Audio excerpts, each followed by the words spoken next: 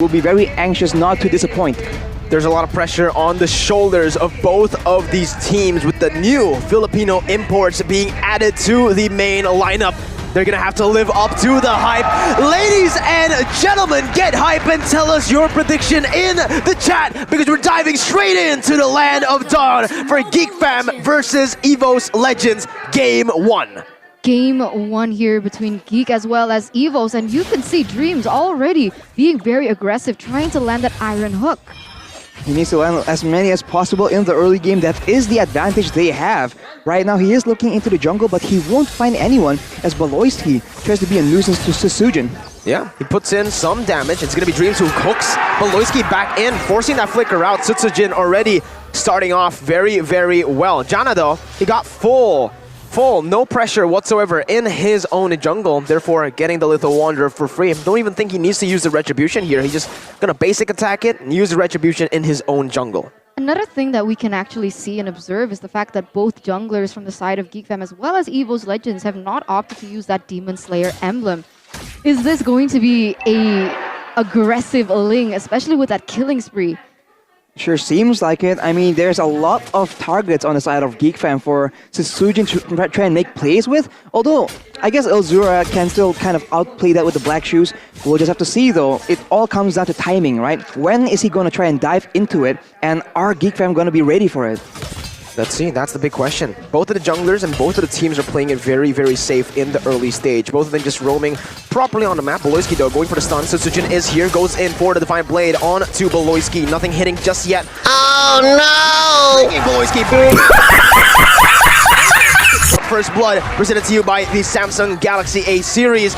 The new recruits for Evos doing a whole lot. Evos Legends highlighting the weakness coming in from Geek Fam from yesterday and even the week before, really denying the presence that, of course, Baloyski can have. But once again here, Delarski might be in trouble. They are going to start setting up for this turtle. The General setting up for a flank. Dreams getting zoned away. Delar once again trying to buy some time. Gonna get stunned up, and even in Hash Chain, not enough to take him down. He has the sprint. He's able to get away. Taz comes in, and another hook from Dreams bring Baloyski back to the team. Retribution battle, and who gets it? It's Jana QT securing an objective for Geek Fam.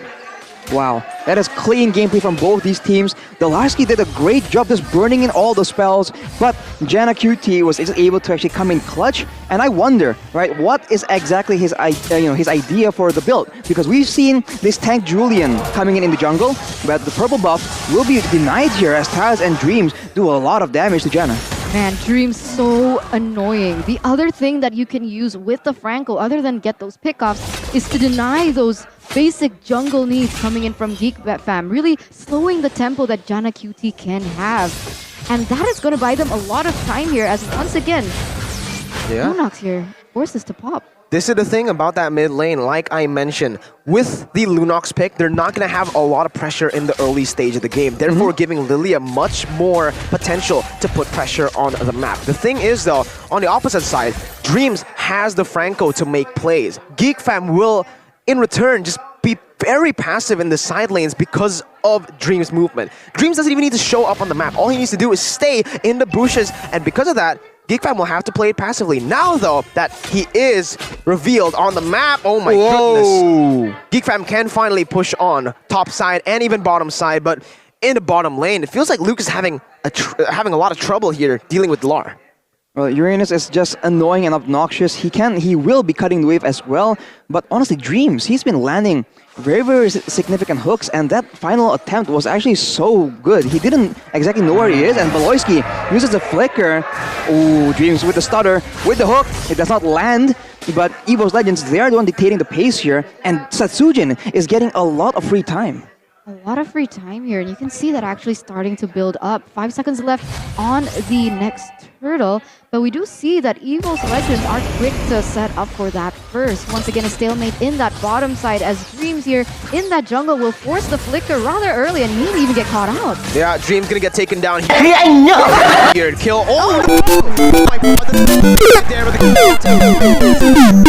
very, very close. Geek Fam getting a little bit greedy when it comes to the damage. Here's Clover still be able to get out from that gold lane, from the kill pressure that Geek Fam put on it. Delar, meanwhile, on the bottom side, putting so much pressure onto the lane, and this is what created that space for Evos to take the turtle. It's great macro play from the side of Evos. They have control in the majority of areas that they are contesting. Janana with the genius one, so it's looking to be Parang may naamoy ako hindi maganda. damage Julian, but we'll just have to see the rest of the items for now as Geek Fam, they make an aggressive play and hit Clover with the empowered chain. Ooh, the perfect Oh no! lands that iron hook. Wow. A 1-for-1 Dreams, again, being that X factor for Evos. When Geek Fam know their number, when Geek Fam are able to look for those proactive movements, Dreams always there to look for compensation, even the cheeky hooks. Where was Dreams from? Was he from Bigatron? Yeah, it was. Oh, he was Chamat. What's Chamat in English? Sub. It was a sub. He was a substitute. a very long substitute, and now he's finally been taken into the hands of Evos. Legends finally playing, and we can start to see him shine on this Franco, getting all those hooks, really able to commit onto the winning conditions that Evos Legends had with their draft. Looking at the head and shoulders player head to head though. Delar. Oh, look at the bottom side here. Delar and Sutsujin getting ganked, but Sutsujin again providing so much good pressure back onto Geek Fam, forcing them not to take any of these ganks. This is really good by Evos. They're playing a very, very drawn-out game. In the 6 minutes that we've witnessed, only 5 total kills. Both teams still just playing it really passively, but there's something that Geek Fam have done. They've taken the turret up top, getting more pressure there, and putting the 1-1 down below to deal with the Uranus. With that kill pressure that they have, they can start to contest the turtle. We'll see what happens here, Rashi. If they actually want to try and play for control though, they have to find a solution for this Franco. They have tried to go on to Dreams, try to deny his playmaking, and there, he just almost lands yet another hook. Oh no! Why though? Yeah, that's gonna be, oh my goodness gracious! I thought it was a mistake, but no, it was not. Dreams with the flicker, and now Delar 1v3 with the consecration and the sprint, trying to buy some time as Voloisky comes in with the stun onto Sutsujin. Retribution still won by Jana. Numeron Blast not connecting, Sutsujin getting out, and it's a trade, a 1-for-1 objective turtle for topside turret. Topside turret and a kill as well. So we'll see what happens as Evos Legends, they are leading with 500. It can shift, but do we see any significant differences in? Cross. Oh, no, he didn't even sweat. He didn't even sweat Eterna. Delar. He recalled and he gets out Dream. 4-0 trade, but Eterna. Man, Delar. Calm, collected. Like, we thought that Evos Legends were leading that, but Geek Fam instantly found the opportunity to deny that pressure that they had in that bottom lane and even take Dreams out of the picture. Ooh, he gets taken out. Honestly, a 0-for-2 trade essentially for the side of Geek Fam. They are doing a lot better in terms of rotations. Evos Legends, they have, segmented plays. 2 people on top, 3 people on the bot side, vice versa. But for Geek Fam, when they're roaming together as 4, they are cleaner right now. And Dreams, the hooks are starting to not land as Voloisky charges Numeron Blast and zones the members of Evos Legends away from their own turret. The winning lanes starting to shine for Geek Fam Eterna. Yeah, we'll see right now because Dreams still in that bush looking for something, maybe a pick. But even if they do hit Voloisky, Sayang naman. it isn't going to give them much at the moment because Voloisky's only impact in the game for the moment is just zoning. He hasn't really used that Numeron Blast to much effect. He has been able to block a few of those hits, but what happens when it goes as Geek Fam is leading with 1,000 gold? What are the items looking like? Well, in the big team fight, I think Geek Fam has a lot of advantage. They have the Lilia with the Ice Queen's one, and so that slow will also set up everyone else. Top Luke, side. as well as Kadera, and Luke, right? Oh no! Jumped on by 3 people. Bloody Hunt taken down. Luke, still able to survive for a bit longer, but look at Geek Fam's response. Instantly over towards that bottom side, even onto the Lord. I don't know if they have enough damage to take this down. They're committing onto it. Evos Legends have used a flicker. Dreams not having that, and the Bloody Hunt as well. Sutsujin coming in with the Finch Poise, trying to open up the map. Delar in the midst of it all right now. Enhanced Chain not connecting. Geek Fam forced to back away. Elzura pushing some damage onto Clover, but Clover kiting away really well.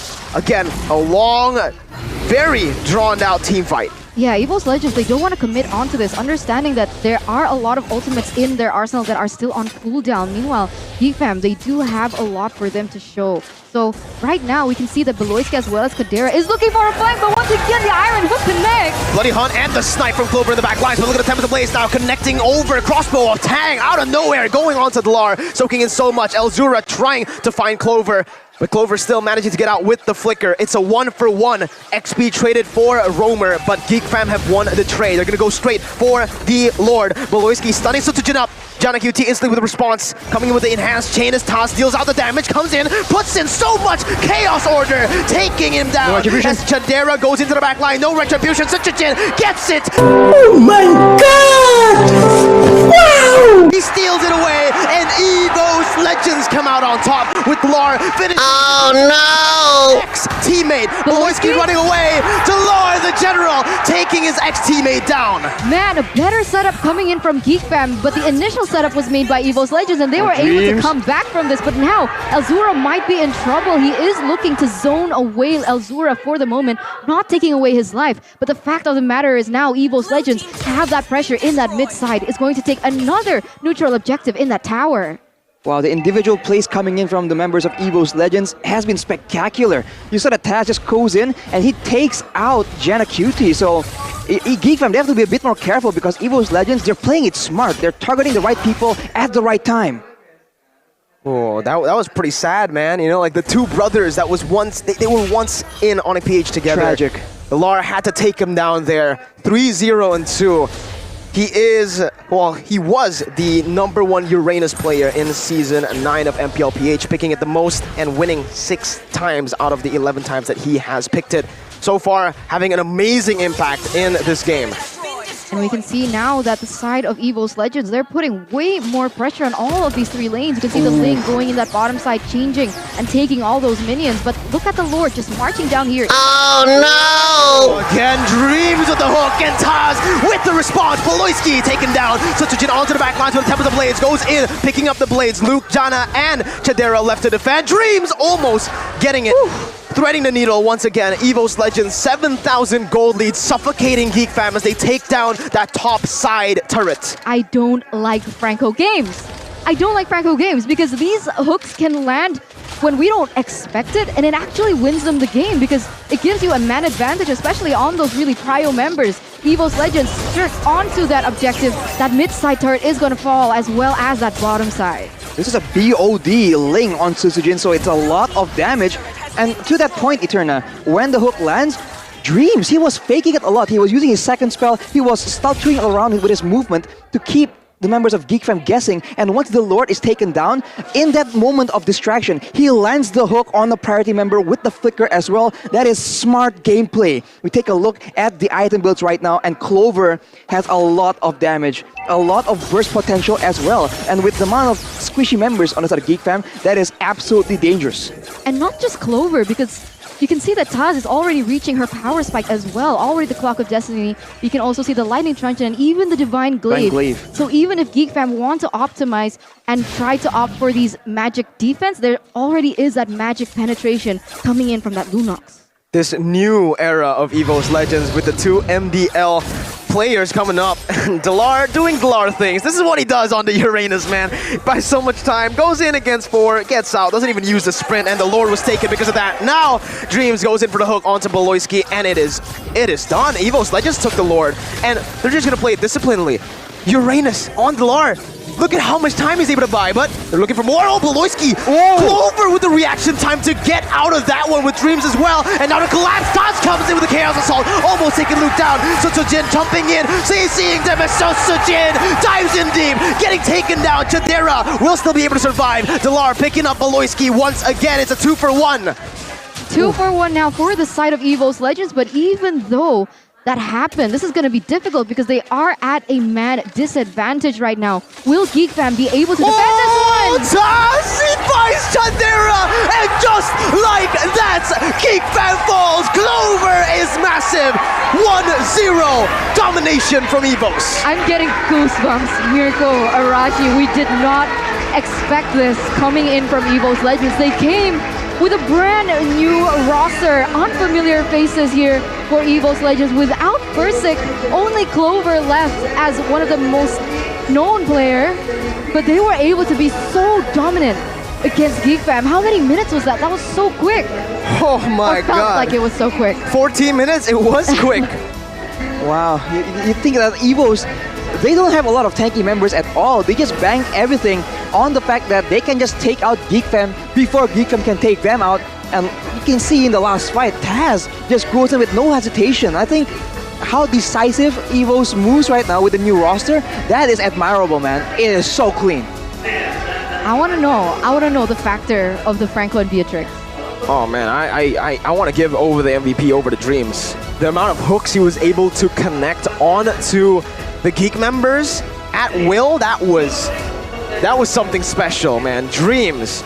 This is a story of hard work.